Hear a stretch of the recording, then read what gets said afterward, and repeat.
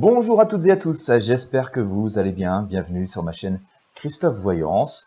Je suis ravi de vous accueillir sur cette vidéo dans laquelle nous allons faire de nouvelles prédictions voyance.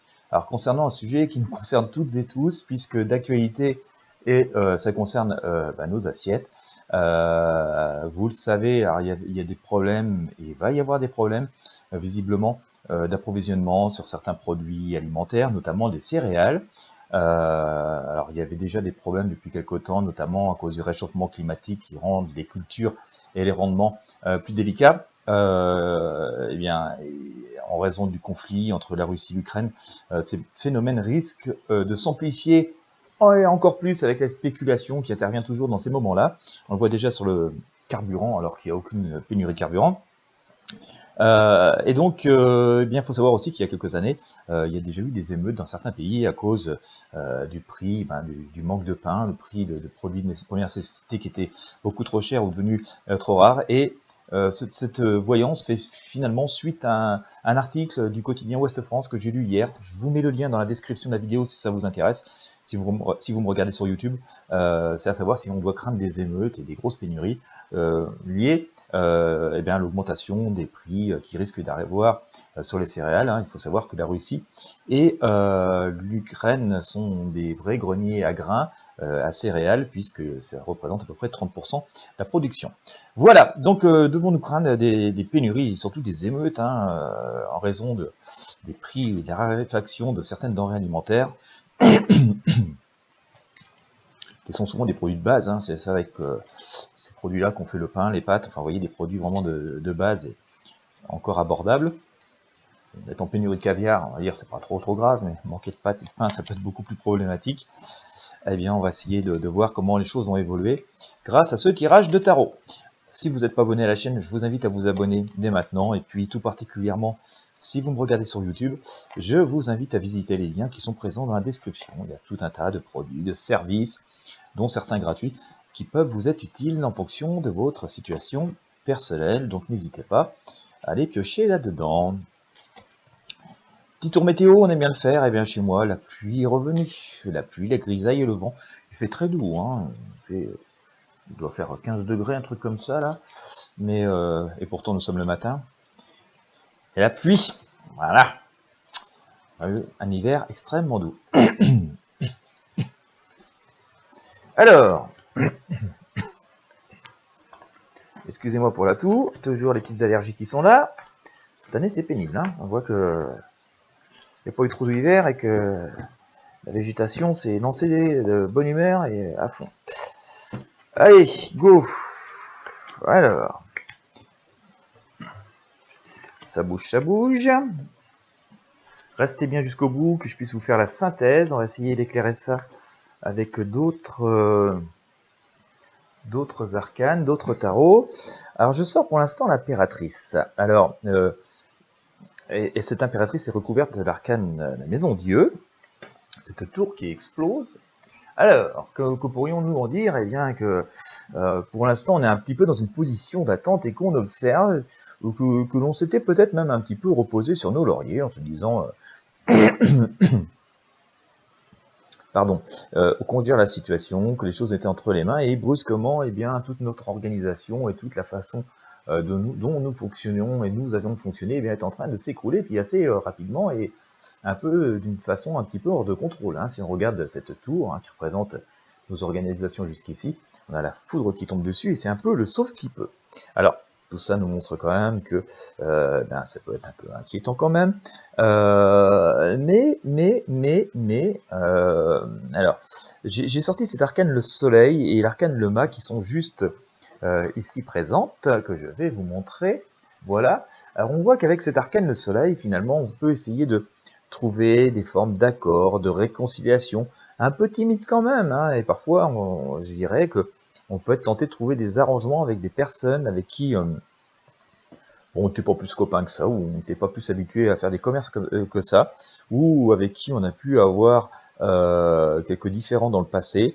Ça peut être aussi une forme de réconciliation avec certaines pratiques et certaines méthodes qu'on avait un petit peu oubliées. En tout cas, on voit qu'on s'oriente vers une nouvelle destination, de nouvelles possibilités, après un moment de douleur, et ça peut être un peu douloureux. Regardez le fond de culotte de notre personnage ici, hein, de notre mât qui est complètement déchiré. Et puis il part avec son petit baluchon, hein, et il part avec pas grand chose dedans, donc on a envie de penser quand même que, enfin on a envie, nous pourrons remarquer quand même que que ce sac n'étant pas bien gros, eh ben, il n'y a pas grand-chose dedans, donc on va dire qu'on pourrait peut-être effectivement connaître quelques périodes de tension et de raréfaction de la denrée, et que du coup, eh bien, un peu conformément à ce que j'évoquais avec cet arcane de soleil, avec cette espèce d'entente un peu timide qui se fait, nous pourrions penser que nous partons un petit peu à l'aventure, hein, un peu comme... on va voir ce qu'on va pouvoir trouver, on va voir ce qu'on va pouvoir glaner, et qu'on regarde pas trop où on met les pieds. Donc il y a quand même une petite forme d'incertitude, et peut-être même parfois d'imprudence, mais bon, il va falloir faire preuve d'un petit peu d'audace. Alors, sur le court terme, je vous sors ici le chariot, donc on voit ce personnage qui tient les rênes, et avec deux chevaux, mais... Alors ils regardent dans la même direction, mais il y en a un qui tire à droite, l'autre qui tire à gauche, pardon, et avec ce jugement ici... Donc nous pourrions en déduire que, bien sûr on a une direction commune, hein, le but c'est de trouver les produits et les denrées dont nous avons besoin et trouver des solutions. Donc, la raison pour laquelle les deux chevaux regardent dans la même direction, mais on n'est pas trop d'accord sur la méthode et puis on ne sait pas trop quoi faire. Est-ce qu'il faut prendre le chemin de droite? Est-ce qu'il faut prendre le chemin de gauche? Est-ce qu'il faut prendre l'autoroute ou l'itinéraire bis? C'est un peu la question. Et puis surtout, avec cet arcane de jugement, on est dans une forme d'espoir et d'attente, pourvu qu'on trouve, pourvu que ça marche. Et il y aura aussi beaucoup d'attentes qui vont être derrière, donc beaucoup de pression. Alors,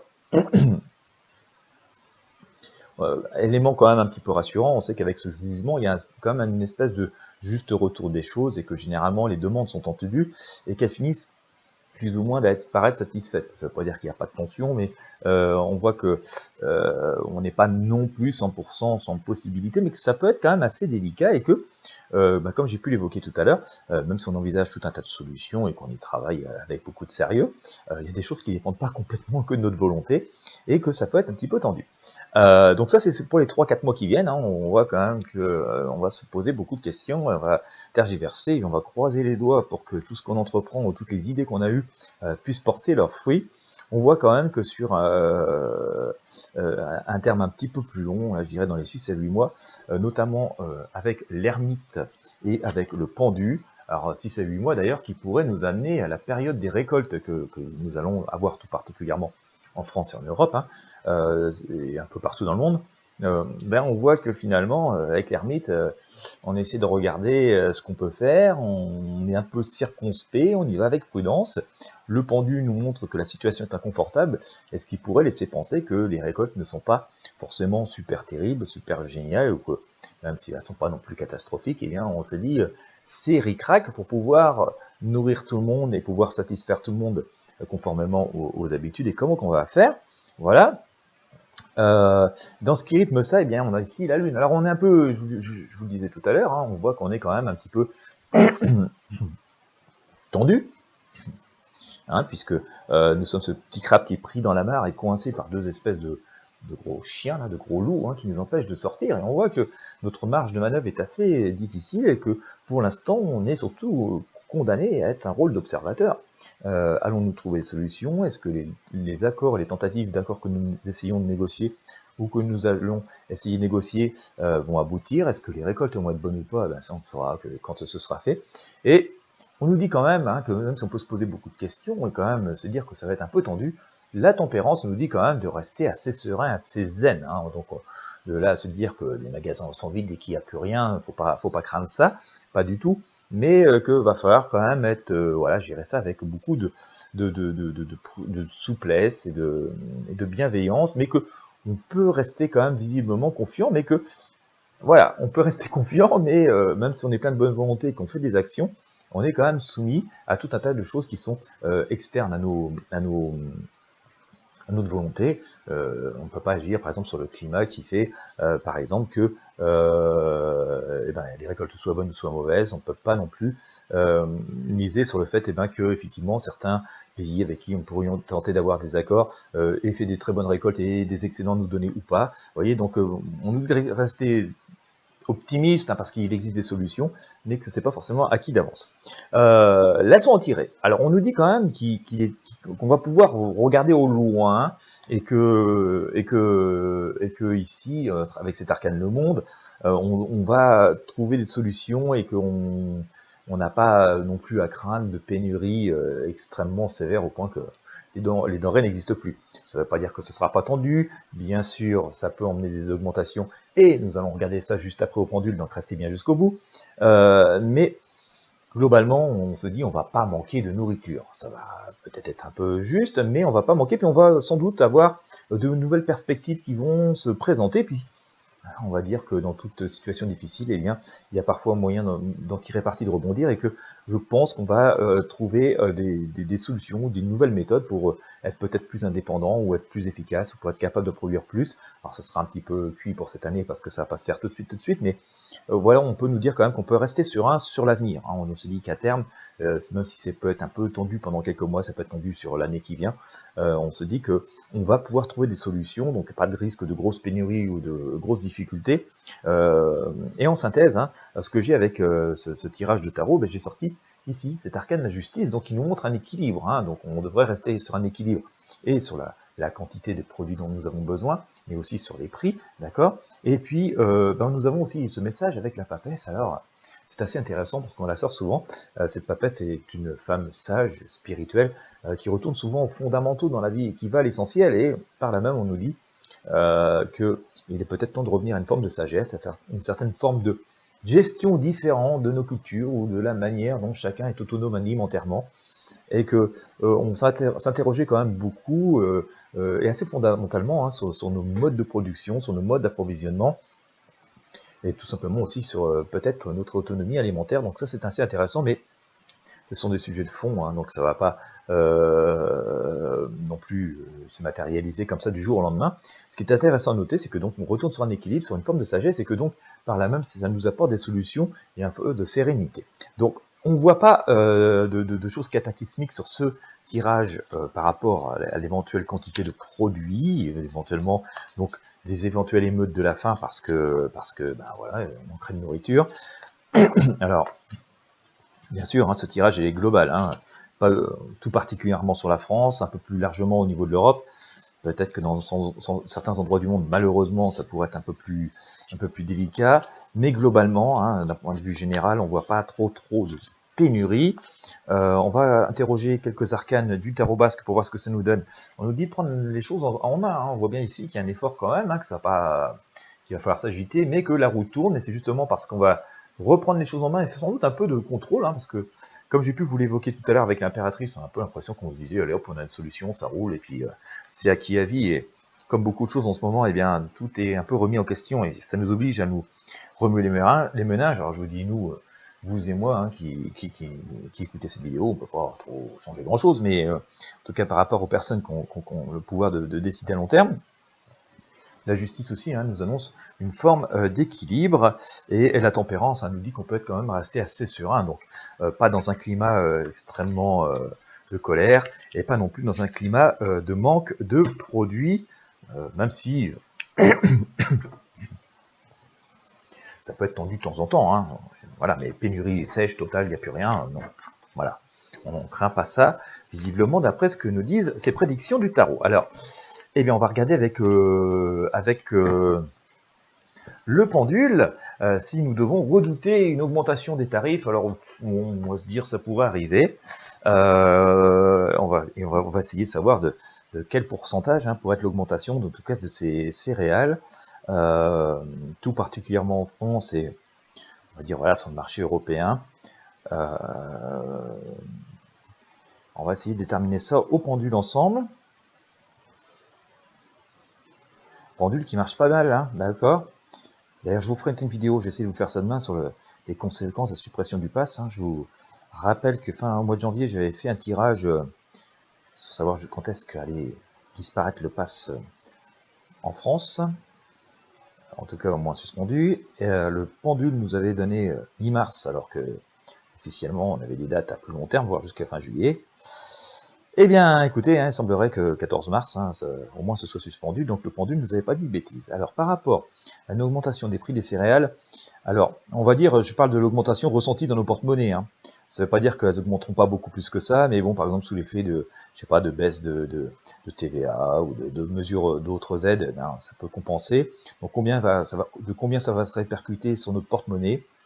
Voilà, je voudrais savoir.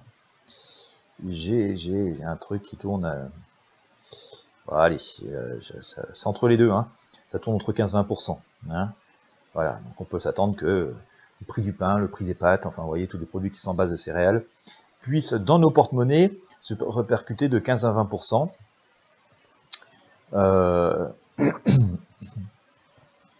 En monnaie sonnante et trébuchante, bon, ce qui est déjà beaucoup, mais si vous m'aviez suivi à ce moment-là, j'avais fait une vidéo, je crois que c'était au mois de décembre, au tout début janvier de cette année, bon, c'est soit décembre 2021, soit début de janvier 2022, où je m'étais intéressé à l'augmentation des prix, hein, qu'on pouvait craindre sur cette année 2022. C'était avant ce fameux conflit qui vient compliquer les choses entre la Russie et l'Ukraine en termes de provisionnement de céréales.